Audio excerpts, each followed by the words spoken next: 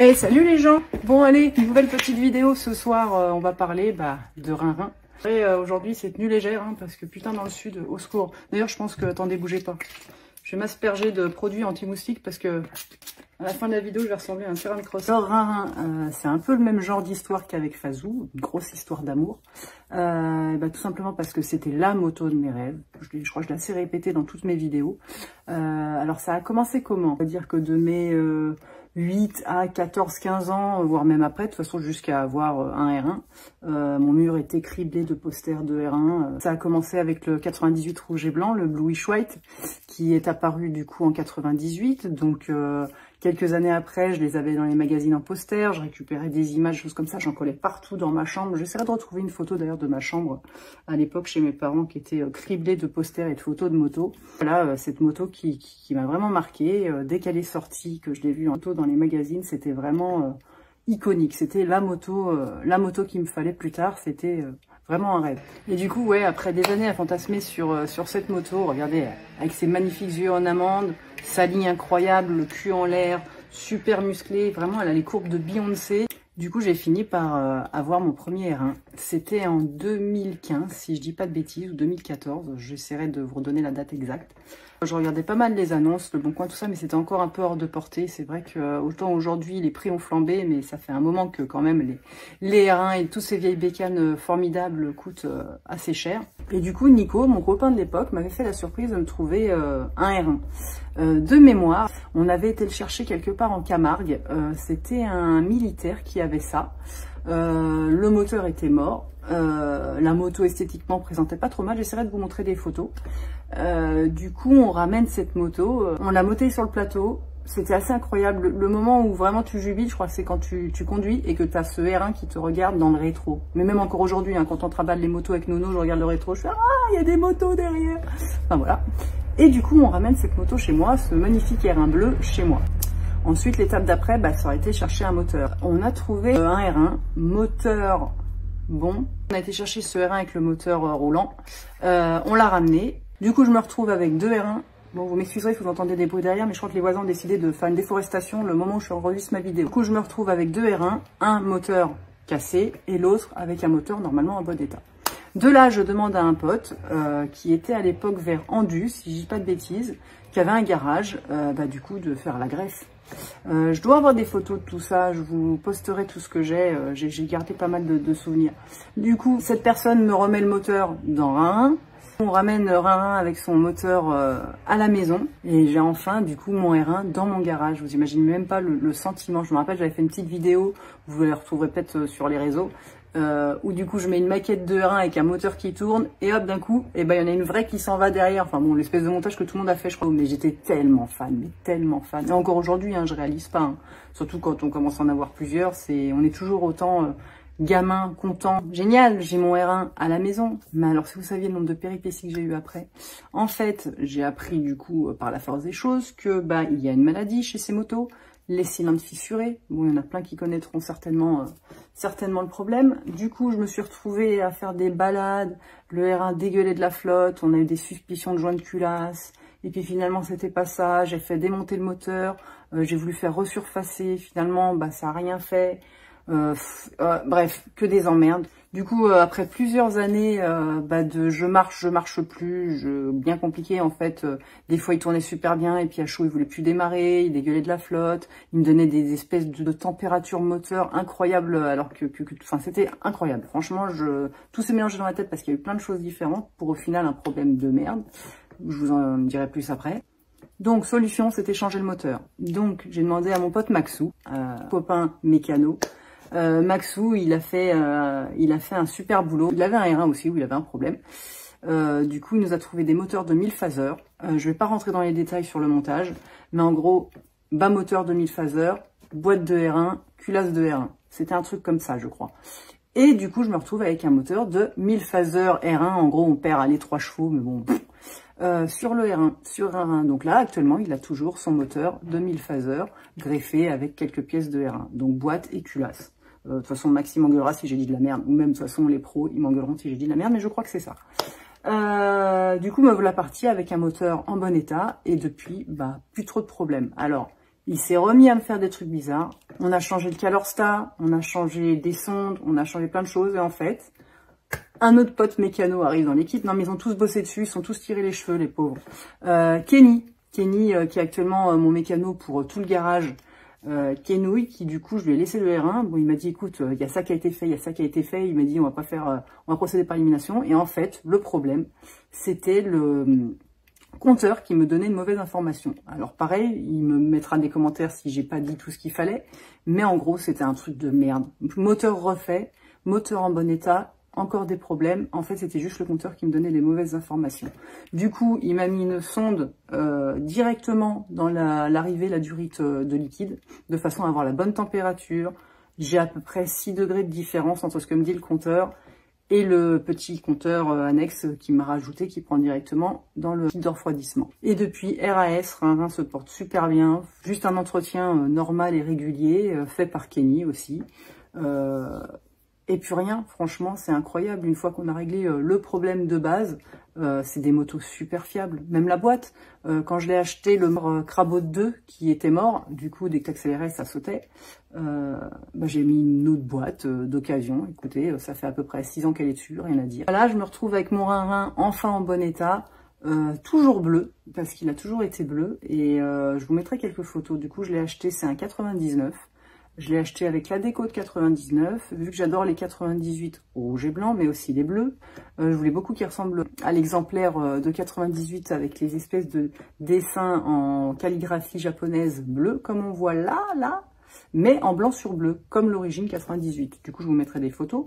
Donc, il a été pendant pas mal de temps en bleu et blanc. Par la suite, comme j'ai effectivement des goûts douteux et je me suis trouvé une passion pour le tuning, et j'ai décidé de lui faire une déco. Du coup, de bleu, il est passé à tout noir pour pouvoir lui apposer un kit déco que j'ai fait moi-même. Du coup, l'inspiration pour ce kit déco, c'était surtout l'esprit japonais. J'avais déjà fait la déco de Rexou, et du coup je me suis dit on va faire quelque chose qui s'en rapproche de façon à ce qu'il y ait une cohérence dans le garage, et j'ai fait quelque chose de très japonisant, très années 80-90, très flashy, enfin on aime ou on n'aime pas, en tout cas on va le remarquer le pépère. Du coup, voilà, je me retrouve avec un R1 avec une déco incroyable, et je suis sûre que pour pouvoir communiquer sur sa petite entreprise Watata, il n'y a rien de mieux que d'être vu quoi. Là on ne m'a pas loupé. Alors son look a évolué au fur et à mesure, hein. On est passé du coup de bleu au kit déco douteux. Ensuite, je crois que même en même temps, j'avais fait les jantes vert kawa, parce que vert et le violet, je trouve que ça matche tellement. Et puis au fur et à mesure, j'ai rajouté quelques petits éléments. Alors là, on ne le voit pas, mais vous le verrez tout à l'heure quand je vous montrerai la bécane. Un petit aileron méga aérodynamique, toujours dans l'esprit d'être dans l'autodérision, histoire de... Faut en rire, faut pas se prendre au sérieux. Et c'était vraiment, c'est vraiment ce que je voulais. Je crois que cette moto, elle représente vraiment cet esprit no serious. Ensuite, j'ai un ami qui est sellier, qui est tombé amoureux de ma déco et qui m'a fait le grand plaisir et l'honneur de me faire une selle. Il m'a dit, je suis inspiré par ta bécane, écoute, je te fais une selle. Franchement, c'est super sympa, ça se refuse pas.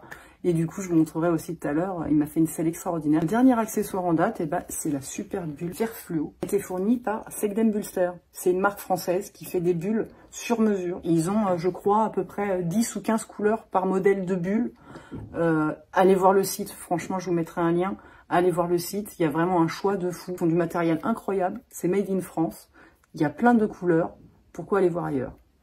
Et aussi, comme vous avez pu le voir dans la vidéo qui a à peu près 2 jours, j'ai monté des disques Wave, Motomaster, et ça c'est Kenny aussi qui les a montés. Et pareil, on a fait une vidange de fourche, voilà, comme ça il est à 0, Rhin, il est neuf, ça y est. En fait, j'avais pas spécialement prévu de mettre des disques Wave sur Rhin, ces disques d'origine faisaient très bien le taf avec les plaquettes Brenta que je mets. Mais le truc c'est que Rhin Red, dont je vous montrerai la vidéo bientôt, a les disques d'origine voilés. Donc déjà pour retrouver des disques d'origine, être sûr qu'ils soient pas voilés, c'est compliqué. Je me suis dit vas-y, j'ai trouvé grâce à Kenny des disques Wave pas trop chers, et du coup j'ai greffé les disques d'origine en bon état de Rhin sur Rhin Red. Voilà, je crois que j'ai résumé à peu près tout. Maintenant on va faire un tour de la bête, comme ça vous verrez mieux un peu tout ce qui a été fait dessus, et vous pourrez apprécier sa magnifique déco tuning.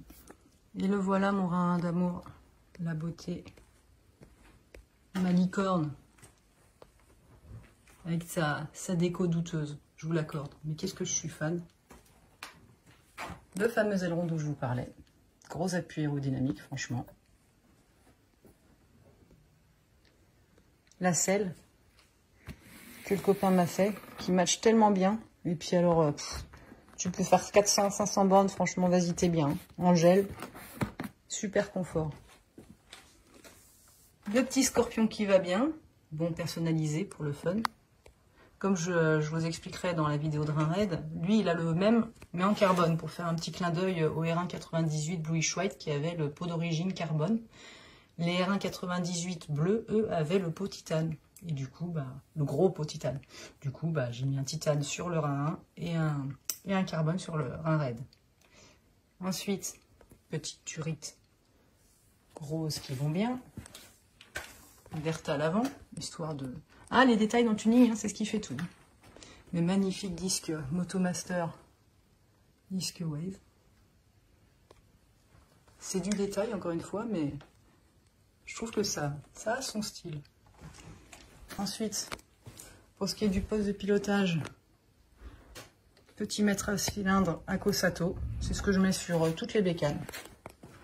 Au moins, ça fonctionne bien, il n'y a pas de doute, c'est du bon matériel. Il y a aussi, bon, comme sur toutes les bécanes, je mets toujours un peu les mêmes choses. Je mets le support pour pouvoir brancher tout ce qui est USB, le téléphone, tout ça. Le petit quadlock qui va bien aussi, que j'achète sur Tech2Roue. Le copain Tech2Roue qui vend du matériel au top pour les bécanes et en plus il est rapide.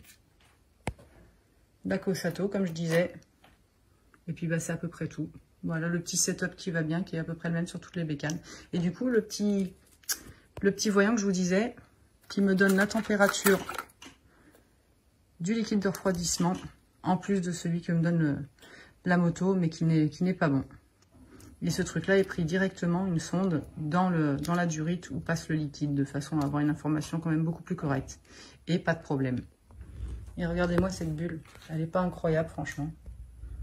Segdem Bullster, ça finit le look de la meule. C'était le détail. Alors ouais, la bulle violette était sympa, mais là... Vous en croisez pas des bécanes avec ça, c'est sûr. Bon allez, je vais vous démarrer la bête maintenant.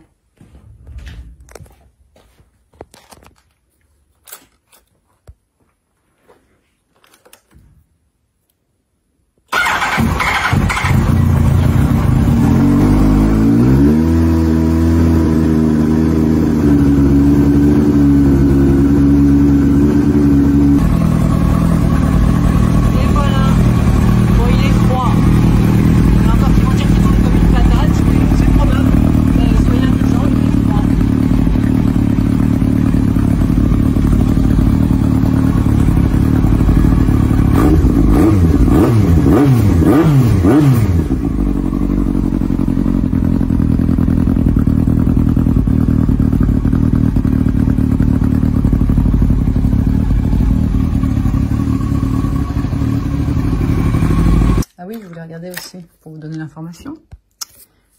Cette moto a 139 345 km. Alors forcément, comme je vous ai expliqué, pas le moteur. Le moteur, je ne saurais pas vous dire combien de kilomètres il a, mais il va très bien. Il est tout neuf. Mais voilà, la partie cycle, elle a quasiment 140 000 bornes. Là récemment, ouais, j'ai oublié de vous préciser, j'ai changé le bras oscillant parce que l'autre avait quelques petits pets qui n'étaient pas cool. Donc j'ai retrouvé un bras oscillant en bon état. Non, franchement, globalement, il est en super bon état. À force de toute manière de changer les pièces, d'avoir un bon entretien et de l'amour tout simplement, et ça fait qu'on a une bécane rutilante. Et il y a ma lampe qui vient de s'évanouir.